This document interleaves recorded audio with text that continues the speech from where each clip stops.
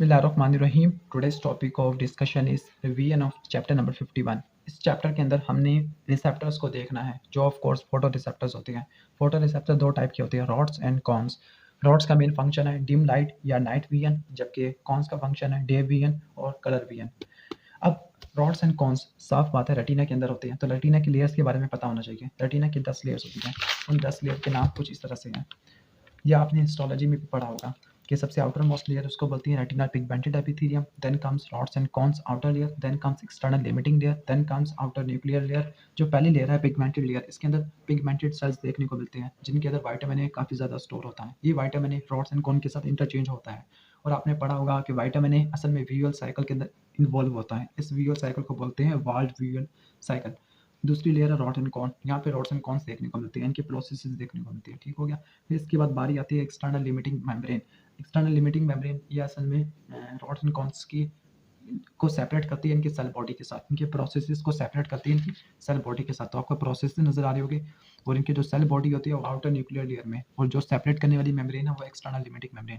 फिर इसके बाद आउटर प्लेक्सीफॉर्म प्लेक्सिस देखने को होता है। प्लेक्सीफॉर्म का मतलब प्लेक्सिस बनेगा। यहाँ पे रॉड्स एंड कॉन्स के प्रोसेस होते हैं, वो बाइपोलर सेल के साथ के प्रोसेसेस के साथ साइनेप्स करते हैं, और यहाँ पे हॉरिजॉन्टल सेल्स भी होती हैं जो लैटरल इनहिबिशन प्रोवाइड करते हैं। लैटरल इनहिबिशन बिल्कुल वैसे ही है जैसे आप सोमैटिक नर्वस सिस्टम के अंदर देखते थे कि अगर इस कोन की स्टिमुलेशन होती है तो फिर इसकी एडजेसेंट फोटो रिसेप्टर की इनहिबिशन होगी। मिसाल के तौर पर इस कोन की स्टिमुलेशन होगी तो ये कोन इस हॉरिजॉन्टल सेल को स्टिमुलेट करेगा, ये हॉरिजॉन्टल सेल आपस में पड़े हुए कोन की इनहिबिशन करवा देगा। इसके वजह से ये होगा कि सीएनएस के पास सिर्फ इसी चीज़ का इसी कोन की इन्फॉर्मेशन जाएगी, साथ वाले कोन की इन्फॉर्मेशन नहीं जाएगी। इसके वजह से सिग्नल में कंट्रास्ट पैदा होगा। इसके बाद है inner nuclear layer.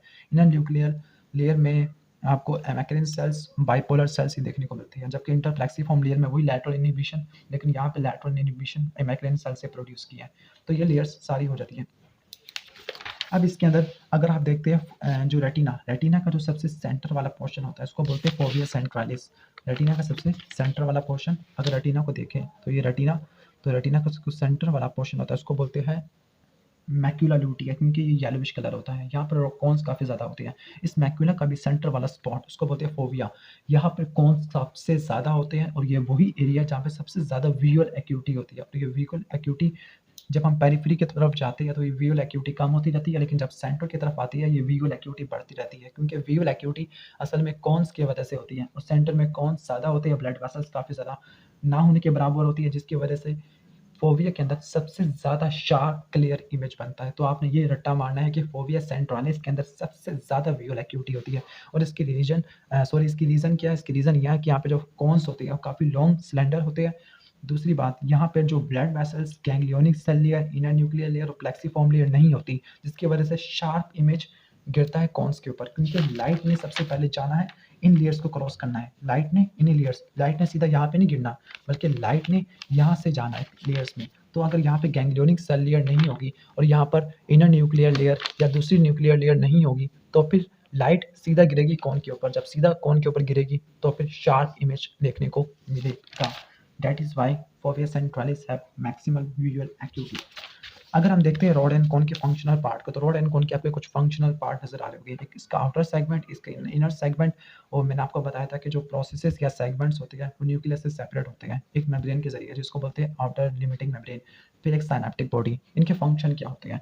Outer segment के अंदर मेम्ब्रेनस शेल्स होती है, रॉड्स के अंदर मेम्ब्रेनस शेल्स, और कॉन्स के अंदर स्पेसिफिक फोटो रिसेप्टिव पिगमेंट्स होती है। कॉन्स के अंदर ये आपको नजर आ रहा होगा मेम्ब्रेन डिस्क होती है, जबकि यहाँ पे शेल्फ होती है। इन मेम्ब्रेन डिस्क या शेल्फ के अंदर फोटो सेंसिटिव पिगमेंट, जिसको बोलते हैं रोडोप्सिन, और कॉन्स के अंदर आयोप्सिन, ये देखने को मिलता है। और यही जो फोटो सेंसिटिव पिगमेंट यही फोटो ट्रांसडक्शन काज करवाएगा। तो जो आउटर सेगमेंट के अंदर फोटो सेंसिटिव रोडोप्सिन या कॉन पिगमेंट देखने को मिलता है। इनर सेगमेंट, इसका मेन फंक्शन है माइटोकॉन्ड्रिया। इसके अंदर माइटोकॉन्ड्रिया होते हैं, तो उसका मेन फंक्शन एनर्जी प्रोड्यूस करना। वो एनर्जी विजुअल साइकिल के अंदर इन्वॉल्व होती है। इसके बाद है न्यूक्लियस हमारी मेटाबॉलिक मशीनरी है, जबकि साइनेप्टिक बॉडी जिसके जरिए ये हॉरिजॉन्टल सेल्स और बाइपोलर सेल के साथ साइनेप्स करेगा। और आपने ये याद रखना है कि ये first order neurons photo receptor होती है, second order neuron bipolar cell, third order neuron ganglionic cell layer, जबकि मैक्रिन और horizontal cells lateral inhibition provide करते हैं। तो ये तो हो गया फंक्शनल सेगमेंट्स। अब है पिगमेंटेड लेयर ऑफ रेटिना। तो जो पिगमेंटेड लेयर है सबसे आउटर मोस्ट लेयर होती है जिसको बोलते हैं रेटिनल पिगमेंटेड एपिथेलियम। यहाँ पे दो टाइप के पिगमेंट देखने को मिलते हैं, एक होता है विटामिन ए, और विटामिन ए ये एक्सचेंज होता रहता है रोड्स की आउटर सेगमेंट के साथ, क्योंकि आउटर सेगमेंट ही जुड़ी हुई होती है किसके साथ, पिगमेंटेड एपिथेलियम के साथ। और दूसरा यहाँ पे एक ब्राउनिश पिगमेंट भी होता है जिसका नाम है मेलानिन। ठीक हो गया। तो मेलानिन, और मेलानिन एल्बिनोस के अंदर काफ़ी ज़्यादा, एल्बिनोस के अंदर एब्सेंट होता है। ठीक हो गया। और मेलानिन का मेन फंक्शन है लाइट की स्कैटरिंग को, लाइट के रिफ्लेक्शन को प्रिवेंट करना, क्योंकि लाइट में यहाँ से आके इन पे स्ट्राइक करना है। तो अगर मेलानिन ना होता तो ये लाइट इधर बिखर जाती, इधर बिखर जाती, इधर बिखर जाती, जिसकी वजह से लाइट स्कैटर हो जाती और कोई साफ क्लियर इमेज ना बनता। अब ब्लड सप्लाई ऑफ रेटिना, तो रेटिना की 10 लेयर बताई थी। तो रेटिना की हम लेयर्स को इस तरह से डिवाइड करते हैं कि आउटर 5 लेयर और इनर 5 लेयर। जो आउटर मोस्ट लेयर होती है उनको सप्लाइड करने वाला जो स्ट्रक्चर है वो है कोराइड। तो जो कोराइडल आर्टरीज होती है वो आउटर लेयर्स को सप्लाई करती है आउटर 5 लेयर्स को, जबकि इनर 5 लेयर को सप्लाई करने वाली जो वेसल्स होती है वो है सेंट्रल आर्टरी ऑफ रेटिना। इसके बाद है रेटिनल डिटैचमेंट। जो एम्ब्रियोनिक लाइफ में रेटिना इस तरह से बनता है कि रेटिना की 2 लेयर्स बनती है, एक लेयर आउटर लेयर होती है, एक होती है इनर लेयर। जो आउटर लेयर को बोलते हैं पिगमेंटेड एपिथेलियम, और जो इनर लेयर होती है उसको बोलते हैं न्यूरल लेयर। जो पिगमेंटेड एपिथेलियम इससे बनती है आउटर मोस्ट लेयर रेटिना की, जिसको आप पढ़ते हैं रेटिनल पिगमेंटेड एपिथेलियम, जबकि न्यूरल लेयर से मजीद रेटिना की 9 लेयर्स बन जाती है। तो टोटल कितनी होगी 10। तो पहली और बाकी 9 इनके दरमियान ये अगर डिटैच रह जाए, वैसे एम्ब्रियोनिक लाइफ में ये सेपरेट होती है फिर आपस में बाद में जुड़ जाती है, लेकिन अगर ये डिटैच हो जाए, outer pigmented epithelium neural retina से डिटैच हो जाए, तो फिर इस कंडीशन को बोलते हैं इंट्रा रेटिनल डिटैचमेंट। इसका मेन कॉज क्या होगा, इंजरी टू आई बाल, या ये भी हो सकता है प्रेशर या एडिमा। इसकी वजह से भी 2 लेयर आपस में डिटैच हो जाए, और अगर ये लेयर डिटैच हो गया तो फिर विजन ब्लर हो जाती है और ब्लाइंडनेस भी हो सकती है। अब है फोटोकेमिस्ट्री ऑफ विजन। तो एक व्यूअल साइकिल चलती है जिसको बोलते हैं वाल्ड व्यूअल साइकिल। तो इस व्यूअल साइकिल को आपने देखना है। तो जो आपको बताया था कि जो फोटो सेंसिटिव पिगमेंट रॉड्स के अंदर और कौन के अंदर होता है, यहाँ पे एग्जांपल दिया रॉड की। ठीक हो गया। तो रॉड के अंदर रोडोप्सिन होगा। जब सबसे पहले रोडोप्सिन के ऊपर लाइट गिरती है तो पिको सेकंड के अंदर रोडोप्सिन टूट जाता है बेथोरोडोप्सिन के अंदर। और आपको पता होना चाहिए रोडोप्सिन बनता कैसे है। रोडोप्सिन बनता इस तरह से है कि 11 सिस रेटिनल और स्कोटॉप्सिन, जो एक प्रोटीन ऑप्सिन प्रोटीन होती है, स्कोटॉप्सिन और 11 सिस रेटिनल दोनों मिलकर बनाते हैं रोडोप्सिन। रोडोप्सिन के ऊपर लाइट गिरती है 11 पिको सेकंड के अंदर, ये टूट जाता है बेथारोडोप्सिन। बेथारोडोप्सिन टूट जाता है नैनो सेकंड के अंदर ही ल्यूमिरोडोप्सिन। ल्यूमिरोडोप्सिन टूट जाता है मेटारोडोप्सिन 1, और मेटारोडोप्सिन 1 टूटता है मेटारोडोप्सिन 2 में, जिसको बोलते हैं एक्टिवेटेड रोडोप्सिन।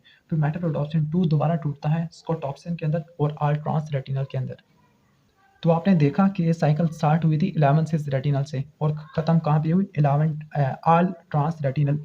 तो इनके आइसोमराइजेशन कराने के लिए जो एंजाइम होगा उसको बोलेंगे आइसोमरेज। और आल ट्रांस रेटिनल 11 सिस रेटिनल दोनों ड्राइव होते हैं आल ट्रांस रेटिनॉल से, जिसको बोलते हैं विटामिन ए। अगर विटामिन ए हमारी डाइट के अंदर डेफिशिएंट होगा, क्योंकि फैट सॉल्युबल विटामिन है, तो फिर अगर ये डाइट के अंदर डेफिशिएंट होगा तो फिर रोडोप्सिन साइकिल चल नहीं सकता है। इस कंडीशन को बोलेंगे नाइट ब्लाइंडनेस, क्योंकि रोड्स की विजन खराब हो गई है तो रात के वक्त देखने में काफ़ी ज़्यादा दुश्वारी होगी। अब इसका फोटो ट्रांसडक्शन मैकेनिज्म किस तरह से होता है। इसका फोटो ट्रांसडक्शन मैकेनिज्म आपने गौर से समझना है। जो आई के अंदर जो सिग्नल ट्रांसडक्शन मैकेनिज्म वो थोड़ा डिफरेंट है। सिग्नल ट्रांसडक्शन का मतलब कि अगर कोई स्टिमुलस दिया और उसकी वजह से रिसेप्टर के अंदर एक्टिवेशन प्रोड्यूस हुई तो उसको बोलते हैं सिग्नल ट्रांसडक्शन, और किसी ना किसी जी प्रोटीन के जरिए ये काम आएगा या सेकंड मैसेंजर के जरिए। तो हमने नॉर्मल देखा था रिसेप्टर के अंदर कि अगर रिसेप्टर की एक्टिवेशन होती है तो इसके अंदर जो रिसेप्टर पोटेंशियल होता है वो डीपोलराइज डायरेक्शन के अंदर होता है। मतलब अगर कि रिसेप्टर की अगर पोटेंशियल अगर नेगेटिव होता है तो नेगेटिव वाला पॉजिटिव में कन्वर्ट हो जाता है, डीपोलराइज हो जाता है, और इसी तरह रिसेप्टर की एक्टिवेशन होती है। लेकिन यहाँ पर जो रिसेप्टर पोटेंशियल होता है इसकी एक्टिवेशन हाइपर पोलराइजेशन स्टेट में होती है। मतलब अगर यहाँ पे नेगेटिविटी बढ़ती है तब इसकी एक्टिवेशन होती है, जब यहाँ पे नेगेटिविटी कम होती है तब इसकी इनएक्टिवेशन होती है। तो यहाँ पर बिल्कुल उलट हिसाब देखने को मिल रहा है, और ये एक्सेप्शन होती है जो टोटली ऑपोजिट होती है तमाम सेंसरी रिसेप्टर के अंदर। ठीक हो गया, क्योंकि यहाँ पर जो इंक्रीज नेगेटिविटी या हाइपरपोलराइजेशन ही रिसेप्टर पोटेंशियल के अंदर प्रोड्यूस होती है जो एक्टिविटी बढ़ा देती है। अब इसका मैकेनिज्म क्या है, जब लाइट नहीं गिरती तब क्या होता है, जब लाइट गिरती है तब क्या होता है।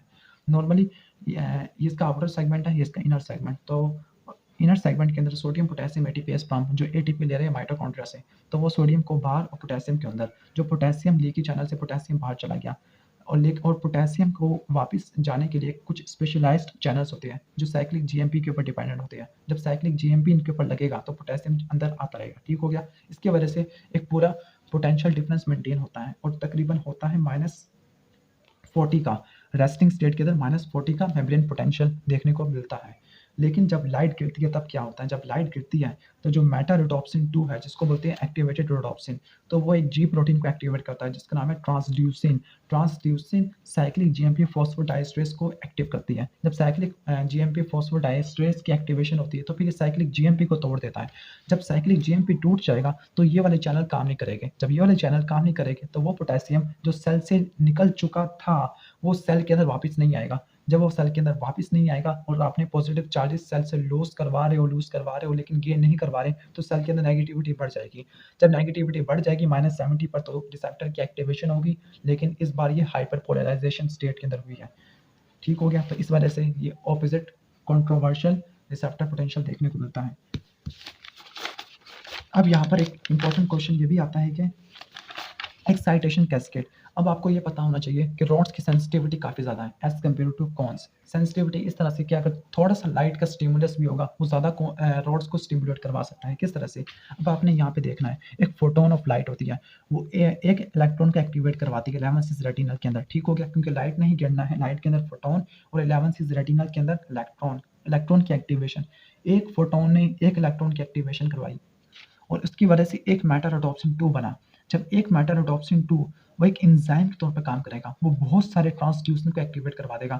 जब बहुत सारे ट्रांसड्यूसिन हो गए या एक ट्रांसड्यूसिन होगा, एक ट्रांसड्यूसिन बहुत सारे फॉस्फोडाइएस्ट्रेस की एक्टिवेशन करा देगा और एक फॉस्फोडाइएस्ट्रेस बहुत सारों की एक्टिवेशन करवा देगा। मैं कहानी स्टार्ट की थी हमने सिंगल फोटोन से और सिंगल फोटोन से कहानी चलेगी बहुत ज़्यादा। इन शॉर्ट एक सिंगल फोटोन भी बहुत सारे रॉड्स की एक्टिवेशन करवा सकता है। That is why rods have too much sensitivity as compare to cones. तो रॉड्स की सेंसिटिविटी इसलिए ज़्यादा होती है क्योंकि यहाँ पर एक्साइटेशन कैस्केड वाला मैकेनिज्म देखने को मिलता है। अब हम देख लेते हैं फोटोकेमिस्ट्री ऑफ कलर विजन। तो आपको पता है कि 3 प्राइमरी कलर्स होते हैं जिनसे बाकी सारे कलर मिलके बनते हैं। एक है ब्लू, रेड, ग्रीन।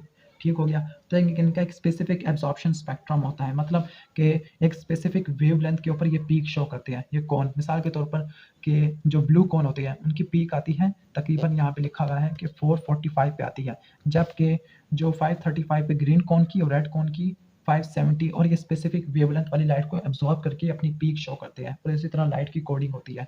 आपको ये भी पता होगा कि 3 primary colour red, blue, green, इन्हीं की वजह से सारे कलर बनते हैं। मिसाल के तौर पर अगर रेड कोन की स्टिमुलेशन ज़्यादा होती है, ग्रीन कोन की कम, ब्लू कोन की कम, तो मे बी जो कलर होगा वो येलो होगा क्योंकि येलो ही ज़्यादा रेड मिलाने से और थोड़ा-सा ग्रीन और थोड़ा-सा ब्लू, तो डिफरेंट कलर को मिक्स करने से डिफरेंट कलर को आप कोड कर सकते हो। अब है automatic regulation of retinal sensitivity. अब आपको मैंने पहले बताया था कि अगर आप किसी डिम लाइट से ब्राइट लाइट में जाती हो तो आपकी आँखें चुंधी आती हैं और अगर आप ब्राइट लाइट से डिम लाइट में जाते हो तो आपकी आँखें काफ़ी ज़्यादा फैलने लग जाती हैं। मतलब जब आप डिम लाइट से ब्राइट लाइट में गए हो तो लाइट काफ़ी ज़्यादा आई है और तो इसको कंट्रोल करने के लिए रेटिना की सेंसिटिविटी को कंट्रोल करने के लिए क्या होगा, तो कि जो आपकी आई होगी शुरू में तो आप सही तरह देख नहीं पाओगे लेकिन इसके बाद आई एडजस्ट हो जाती है। यानी रेटिना ने अपने आप को अडॉप्ट कर लिया लाइट से, जिसकी वजह से ये लाइट को रिसीव कर सकती है, लाइट की इंटेंसिटी को कंट्रोल कर सकती है। तो फिर इस मैकेनिज्म को बोलते हैं dark adaptation and light adaptation. Dark adaptation का मतलब होता है आप ब्राइट लाइट से डिम लाइट की तरफ गए हो और लाइट अडॉप्टेशन का मतलब है डिम लाइट से ब्राइट लाइट की तरफ गए हो। ज़्यादा इंपॉर्टेंट रोल जो अडॉप्टेशन के अंदर होता है वो अब हम पढ़ लेते हैं डार्क अडॉप्टेशन। तो डार्क अडॉप्टेशन के अंदर जो सबसे पहले अडॉप्टेशन होती है वो कौन की होती है, लेकिन कौन जल्दी से अडॉप्ट करने के बाद सॉरी फॉर डिस्टर्बेंस। हाँ, मैं बता रहा था कि सबसे पहले जिस फोटो रिसेप्टर की अडॉप्टेशन होती है वो कौन, कौन के बाद जिसकी अडॉप्टेशन होती है वो रॉड। तो कौन की सडन इनिशियल अडॉप्टेशन, इसके बाद कौन जल्दी से अडॉप्ट होने के बाद सेंस करना छोड़ देती है, इसके बाद बारी आती है रॉड्स की। तो रॉड्स आहिस्ता-आहिस्ता अपना पिगमेंट सिंथेसाइज़ करके ये सेंसिटिविटी को रेगुलेट कर लेते हैं। तो पहला तो मैकेनिज्म हो गया अडॉप्टेशन का कि control of photo sensitive pigment. दूसरा है प्यूपिलरी साइज को कंट्रोल करना। प्यूपिलरी साइज को कंट्रोल करने के लिए जो मसल्स होते हैं वो होते हैं स्फिंक्टर प्यूपिलाई और डायलेटेड प्यूपिलाई। मिसाल के तौर पर अगर आप डिम लाइट से ब्राइट लाइट में गए हो तो स्फिंक्टर प्यूपिलाई की कॉन्ट्रैक्शन होगी और अगर आप ब्राइट से डिम की तरफ गए हो तो डायलेटेड प्यूपिलाई की कॉन्ट्रैक्शन होगी। और तीसरा मैकेनिज्म है न्यूरल अडॉप्टेशन। न्यूरल अडॉप्टेशन का मतलब ये होता है कि नर्वस सिस्टम के अंदर अडॉप्टेशन होना, कि अगर आप अचानक अगर आप किसी लाइट वाली जगह पे गए हो तो अचानक इन्फॉर्मेशन ज़्यादा तेज़ी से सेंड होगी लेकिन फ़ौरन ही न्यूरॉन्स जल्दी से इनएक्टिव हो जाएगी, जिस तरह आप अडाप्टेशन के अंदर पढ़ते थे जो रिसेप्टर के अंदर होती थी। तो यही मैकेनिज्म न्यूरॉन्स के अंदर भी होता है। अब अडाप्टेशन से ये होता है कि आप ब्राइट से ब्राइट लाइट को भी देख सकते हो और कम से कम लाइट को भी देख सकते हो, मतलब रेटिना की सेंसिटिविटी को आप बढ़ा सकते हो। ठीक हो गया? यानी लाइट अडाप्टेशन में जो रेटिना की सेंसिटिविटी लाइट के लिए वो कम हो जाती है, और डार्क अडाप्टेशन में रेटिना की सेंसिटिविटी काफ़ी ज़्यादा हो जाती है, क्योंकि डार्क में हमें नज़र ही कुछ नहीं आ रहा, तो हम छोटी सी लाइट को भी ज़्यादा पिकअप कर सकते हैं, और लाइट के अंदर हमें ज़्यादा नज़र आ रहा होता है, तो हम ज़्यादा लाइट को पिकअप कर सकते हैं। ठीक हो गया? लेकिन कम सेंसिटिविटी के साथ। ये तो हो गया बेसिक मैकेनिज्म। तो ये था पार्ट 1। तो पार्ट 2 इंशाल्लाह मैं अपलोड करूँगा इसी चैप्टर का। तो वीडियो अच्छी लगी हो तो उसको लाइक करना, चैनल पर नए हो तो सब्सक्राइब कर लेना। मैं इन तीनों चैप्टर के नोट्स इंशाल्लाह व्हाट्सएप ग्रुप के अंदर सेंड कर दूँगा, तो आप वहाँ से पिकअप कर लीजिएगा। Thanks for watching this video. अल्लाह हाफ़िज़।